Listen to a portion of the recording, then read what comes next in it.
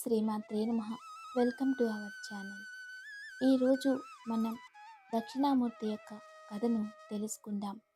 ఈ కథను తెలుసుకోవడం వలన, వినడం వలన మనకు తెలియకుండా చేసిన పాపాలు తొలగిపోతాయి. మనలో చాలామందికి దక్షిణామూర్తి ఎవరో, ఎలా ఉంటాడో తెలియదు. అసలు దక్షిణామూర్తి అవతార రహస్యం ఏమిటి? దక్షిణామూర్తి పరమశివుని జ్ఞానగురువు అవతారం.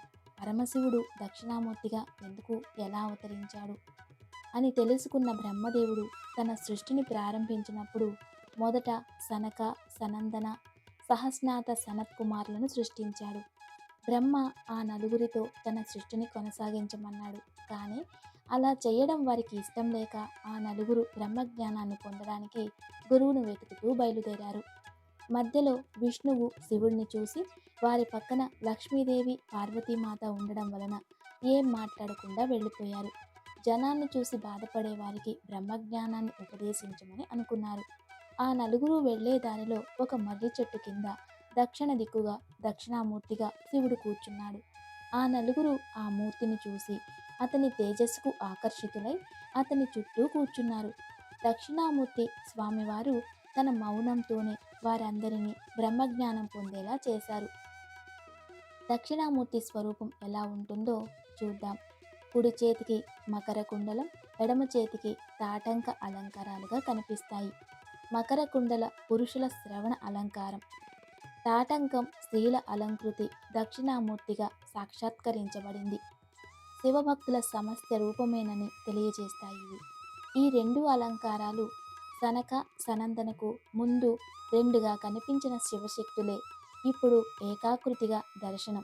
అందుకే దక్షిణామూర్తి అయ్య రూపమే కాక అమ్మమూర్తిగా కూడా ఈ విషయాన్ని లలితా సహస్రనామంలో దక్షిణామూర్తి రూపిణి సనకాది సమారస్య శివజ్ఞాన ప్రదాయిని అని వివరిస్తుంది.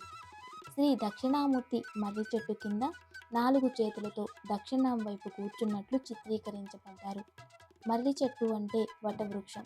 వటవృక్షం క్రిందనే ఎందుకు కూర్చున్నారు? వటవృక్షం అంటే విశ్వాసానికి గుర్తు. పరబ్రహ్మకి మరో పేరు మర్రి చెట్టు. మర్రి చెట్టు కింద కూర్చుంటే పరబ్రహ్మాన్ని చేరినట్లు. మర్రి చెట్టు విజ్ఞాన ప్రదాత అని మన శాస్త్రాలు తెలియజేస్తున్నాయి. శ్రీ దక్షిణామూర్తి 4 చేతులతో చిత్రించబడ్డాడు. ఆయన ఎగువ కుడి చేతుల్లో కపిత ముద్రలో జపమాల లేదా పాముని లేదా రెండింటినీ కలిగి ఉంటారు. ఆయన ఎగువ ఎడమ చేతిలో ఉండే జ్యోతిని పట్టుకున్నట్లు ఉంటుంది. ఆ అజ్ఞానం యొక్క చీకటిని తొలగిస్తూ జ్ఞానోదయం లేదా ప్రకాశానికి ప్రత్యేకత గుర్తు. ఇది మరో విధంగా ఆయన సంహార కోణాన్ని కూడా సూచిస్తుంది. ఆయన దిగువ ఎడమ కాలుపై వరముద్రలో తాళపత్ర గ్రంథాలను కలిగి ఉంటుంది. దిగువ కుడి చేయి అనేక విధాలుగా చిత్రించి కనబడింది. అభయముద్ర లేదా జ్ఞానముద్రలే దక్షముద్రతో ఉంటుంది. దక్షిణామూర్తి యొక్క కుడి పాదం కింద అపస్మార అనే మరుగుజ్జు రాక్షసుడు ఉంటారు. హిందూ పురాణాల ప్రకారం ఈ అపస్మార అనే రాక్షసుడు అజ్ఞానం మరియు భ్రాంతిని సూచిస్తుంది. అజ్ఞానాన్ని అంతం చేసి న్యాయాన్ని అందరికీ పంచాలనే గుర్తు ఇది. అజ్ఞానం యొక్క ఈ అణిచివేత శ్రీ దక్షిణామూర్తి యొక్క తిరోభావ అంశగా వర్ణించబడింది. శ్రీ దక్షిణామూర్తిని తప్పనిసరిగా 5 చిహ్నాలతో అలంకరించాలని శిల్పశాస్త్రంలో సూచిస్తుంది. అభిముఖంపై ఉన్న రత్నం అంటే మణి చెవురింగులు అంటే కుండలాలు, కంఠహారాలు అంటే కాంతిక చేతులు మరియు కాళ్లపై ఉన్న కంకణాలు అంటే రుచిక నడుకట్టు అంటే మేఘం, ఆపిభరణాలు ఆధ్యాత్మిక శక్తి, సహనం, దాతృత్వం, నైతిక ధర్మం, జ్ఞానానికి ప్రతీకగా చెప్పబడ్డాయి. దక్షిణామూర్తి ఉత్తరాభిముఖులై ఉంటారు. ఉత్తరం అంటే దిశ. ఆ దిశలో కూర్చున్న స్వామిని చూస్తూ ఉన్న వారికి వెనుక భాగాన దక్షిణ దిశ అంటే యమదిశ, మృత్యుదిశ. దీని భావం, ఎవరు దేవుని వైపు చూస్తారో వారు యముని వైపు చూడరు అంటే మృత్యువు వారి దగ్గరకు రాదు. చూపు మనపై పడకుండా స్వామి చూపుని వేస్తుంది. అజ్ఞానమే మృత్యువు అని ఉపనిషత్తులు తెలియజేస్తున్నాయి. యముని సైతం శాసించిన మృత్యుంజయుడే దక్షిణామూర్తి. దక్షిణ అంటే దాక్షిణ్య భావం. ఏ దయ వలన దుఃఖం పూర్తిగా నిర్మూలన అవుతుందో ఆ దయను అంటారు. ఈ లోకంలో శాశ్వతంగా దుఃఖాన్ని నిర్మూలించగలిగే శక్తి భగవంతునికి మాత్రమే ఉంటుంది. ఆ శక్తి దాక్షిణ్య భావం.